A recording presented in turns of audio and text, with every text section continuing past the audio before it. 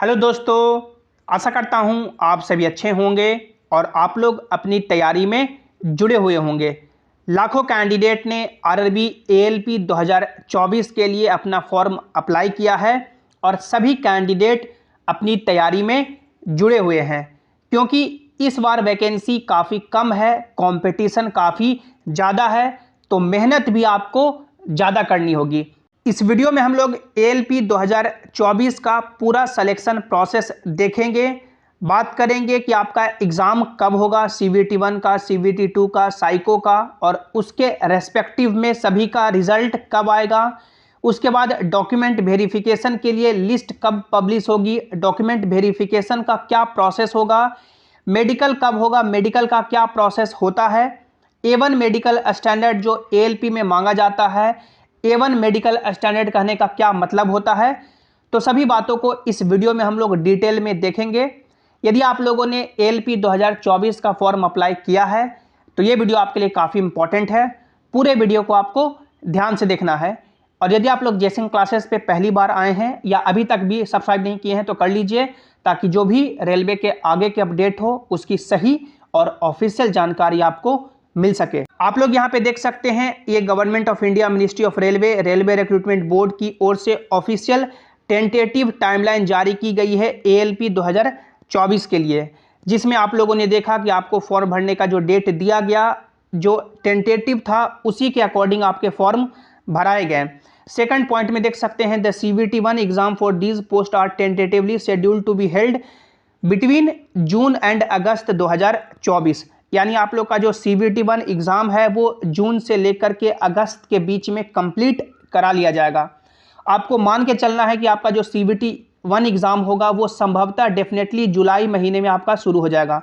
जुलाई महीने में आपका सीवीटी 1 एग्ज़ाम कंडक्ट करा लिया जाएगा और जिसका रिजल्ट है जो अगस्त महीने में आपका पब्लिश कर दिया जाएगा। तो समय आपके पास काफ़ी कम है। मेन आपका है सीवीटी 1 ही एग्ज़ाम। सीवीटी 1 एग्ज़ाम यदि आप लोग क्वालिफाई कर लेते हैं तो आगे चल कर के कंपटीशन आपका कम हो जाता है। तो आपको सीवीटी 1 एग्ज़ाम पे ज़्यादा समय देना है, जो सिलेबस है उसके अकॉर्डिंग आपको अच्छे से तैयारी करना है। उसके बाद देखिए थर्ड पॉइंट में, the second stage CVT 2 exam are tentatively schedule to take place in September 2024। उसके बाद जो आपका सीवीटी 2 एग्ज़ाम होगा वो सितंबर 2024 में कंडक्ट कराया जाएगा। यानी सीवीटी 1 एग्ज़ाम के बाद लगभग आपको मान के चलना है कि 1 से 1.5 महीने का ही समय मिलेगा और आपका सीवीटी 2 एग्ज़ाम हो जाएगा। और सीवीटी 2 एग्ज़ाम का जो रिजल्ट है आपको मान के चलना है कि अक्टूबर महीने में आपका जारी कर दिया जाएगा। उसके बाद देखिए एप्टीट्यूड टेस्ट यानी कंप्यूटर बेस्ड एप्टीट्यूड टेस्ट, जिसे साइको बोला जाता है, वो नवंबर 2024 में कंडक्ट कराया जाएगा, जिसका रिजल्ट आपको मान के चलना है कि दिसंबर 2024 में आपका जारी कर दिया जाएगा। उसके बाद देखिए after aptitude test shortlist for document verification will be released in November और दिसंबर 2024। यानी जो कैंडिडेट शॉर्टलिस्ट होंगे उनका जो डॉक्यूमेंट वेरिफिकेशन का लिस्ट है, यानी जो कैंडिडेट मेरिट में आएंगे उनको डीवी के लिए बुलाया जाएगा लगभग, यानी कि दिसंबर 2024 में। तो दिसंबर 2024 में आपका डॉक्यूमेंट वेरिफिकेशन होगा और डॉक्यूमेंट वेरिफिकेशन जिस डेट को होता है उसके लगभग अगले ही दिन आपको मेडिकल प्रोसेस के लिए भेज दिया जाता है। तो ये मान सकते हैं डेट बताए गए हैं कि आपका कब क्या होगा और इसके अकॉर्डिंग ही टेंटेटिव आपका मान सकते हैं भर्ती प्रक्रिया पूरी की जाएगी। इसके बाद हम लोग आगे बढ़ें और रिक्रूटमेंट प्रोसेस की बात करें तो पूरे रिक्रूटमेंट प्रोसेस को 5 भागों में बांटा गया है। CVT 1 exam, CVT 2 exam, psycho exam, document verification और मेडिकल। सीवीटी 1 जो सबसे पहले आपका एग्ज़ाम लिया जाएगा, जिसमें आपको टोटल 60 मिनट यानी कि 1 घंटे का समय दिया जाएगा।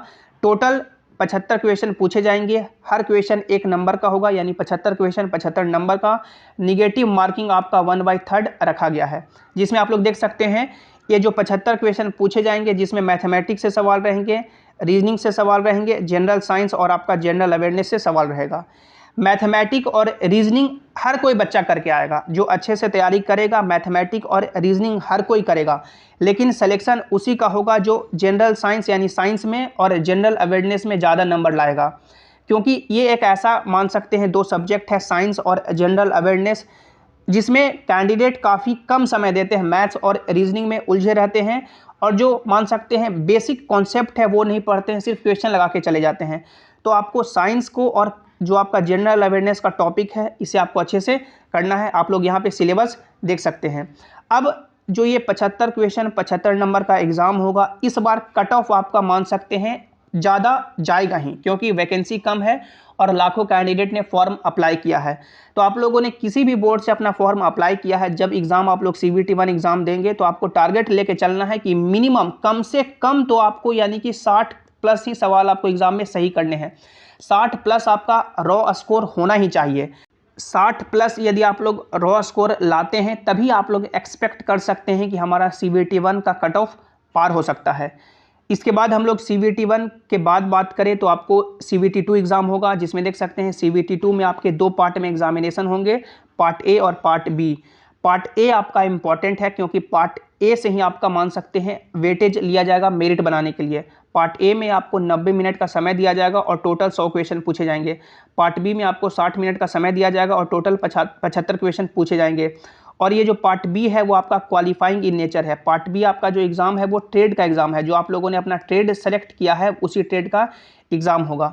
लेकिन पार्ट ए जो आपको 90 मिनट का समय दिया जाएगा, 100 क्वेश्चन पूछा जाएगा, इसका जो मेरिट बनने में वेटेज है वो आपका 70% वेटेज है, जिसमें आप लोग देख सकते हैं पार्ट ए का syllabus of part A mathematics से सवाल आएंगे, रीजनिंग से सवाल आएंगे, बेसिक साइंस और इंजीनियरिंग से सवाल पूछे जाएंगे, जिसका आप लोग यहाँ पे डिटेल सिलेबस देख सकते हैं। पार्ट बी आपका जो ट्रेड का एग्ज़ाम होगा, जो क्वालिफाइंग होगा और 35% आपको यानी कि नंबर लाना होगा। All candidate irrespective of category और कम्युनिटी, यानी चाहे आप लोग किसी भी कैटेगरी से हैं, किसी भी कम्युनिटी से हैं, जो आपको 60 मिनट में 75 क्वेश्चन पूछे जाएंगे। उस 75 क्वेश्चन में आपको 35% आपको नंबर हर हाल में लाना ही होगा, तभी आप लोग इसका जो क्वालिफाइंग का क्राइटेरिया है वो पार कर पाएंगे। अब आप लोग CBT 2 का कट ऑफ पार करेंगे, क्योंकि CBT 2 का भी कट ऑफ आएगा। CBT 2 का कट ऑफ पार करेंगे तो आप लोग अगले राउंड CBAT यानी कंप्यूटर बेस्ड एप्टीट्यूड टेस्ट, जिसे साइको बोला जाता है, उसके लिए आप लोग एलिजिबल होंगे। और जितनी वैकेंसी है उस वैकेंसी के 8 गुना कैंडिडेट को यहाँ पे साइको के लिए एलिजिबल किया जाएगा। यानी जितनी वैकेंसी है, जैसे वैकेंसी आपका टोटल कितना है 5696, इसका यानी 8 टाइम्स कैंडिडेट हैं जो क्वालिफाई होंगे साइको के लिए, यानी साइको का एग्जाम देंगे। अब साइको का जो वेटेज है देख सकते हैं 30% वेटेज है जो आपका साइको का है, और 70% जो आपका वेटेज है वो आपका कंप्यूटर बेस्ड टेस्ट 2 हुआ, जिसका पार्ट ए हुआ, उसका 70% वेटेज यहाँ पे दिया जाएगा। और इसी के बेसिस पे आपका मेरिट तैयार करके डॉक्यूमेंट वेरिफिकेशन के लिए बुलाया जाएगा। और डॉक्यूमेंट वेरिफिकेशन में candidates equal to the number of vacancy will be shortlisted for document verification, यानी जितनी वैकेंसी है उतने ही कैंडिडेट को DV के लिए शॉर्टलिस्ट किया जाएगा। पहले क्या होता था कि जितनी वैकेंसी है उसका 1.5 टाइम्स या 2 टाइम्स कैंडिडेट को DV के लिए शॉर्टलिस्ट किया जाता था, और बाद में उन्हीं कैंडिडेट को अलग अलग मेरिट निकाल करके नौकरी दी जाती थी। लेकिन इस बार से मान सकते हैं ये हो रहा है कि जितनी वैकेंसी है उतने ही कैंडिडेट को DV के लिए शॉर्टलिस्ट किया जाएगा। बाद में यदि वैकेंसी नहीं भरती है तो फिर बाद में अलग DV का लिस्ट आएगा। तो ये मान सकते हैं पूरा प्रोसेस है। डॉक्यूमेंट वेरिफिकेशन की बात करें तो आप लोगों ने जिस बेसिस पे अपना ALP के लिए फॉर्म अप्लाई किया है, प्रॉपर डॉक्यूमेंट आपके पास होने चाहिए। नहीं तो जब आप लोग DV के लिए जाएंगे तो आपको शो कॉज नोटिस भी मिल सकता है। जैसे देख सकते हैं जब हम लोग का ईस्टर्न रेलवे कोलकाता में DV चल रहा था तो बहुत सारे ऐसे कैंडिडेट हैं जिन्होंने अपना प्रॉपर डॉक्यूमेंट वहाँ पे सबमिट नहीं किए हैं। जैसे OBC, EWS, SC, ST जो सर्टिफिकेट वैलिड होना चाहिए वो नहीं सबमिट कर पाए, या उनके पास जो एजुकेशनल क्वालिफिकेशन होना चाहिए जैसे ITI या जो भी क्वालिफिकेशन उन्होंने भरा है वो सबमिट नहीं कर पाएँ, तो फिर आपको वहाँ पे मान सकते हैं एक शो कॉज नोटिस मिल सकता है, और उस शो कॉज नोटिस का जवाब है जो 10 वर्किंग डे के अंदर देना होता है। तो जिस भी आप लोगों ने बेसिस पे अपना ALP का फॉर्म अप्लाई किया है वो प्रॉपर डॉक्यूमेंट आपके पास होने चाहिए। डॉक्यूमेंट वेरिफिकेशन होगा, उसके बाद आपको अगले ही दिन मेडिकल एग्जामिनेशन के लिए भेज दिया जाएगा। और ALP में जो मेडिकल स्टैंडर्ड मांगा जाता है वो आपका A1 मांगा जाता है। A1 कहने का मतलब होता है कि physically fit in all respect, यानी आप लोग फिजिकली फिट है सभी तरह से, हाथ पैर से। उसके बाद सबसे इंपॉर्टेंट आपका आई टेस्ट ही होगा, जिसमें आपका डिस्टेंट विजन यानी दूर की दृष्टि आपका 6/6 होना चाहिए विथआउट ग्लास, बिना चश्मा लगाए हुए आपका आंख है जो 6/6 होना चाहिए, और नियर विजन आपका होना चाहिए 0.6 बिना ग्लास के आपका नियर विजन 0.6 और 0.6 होना चाहिए।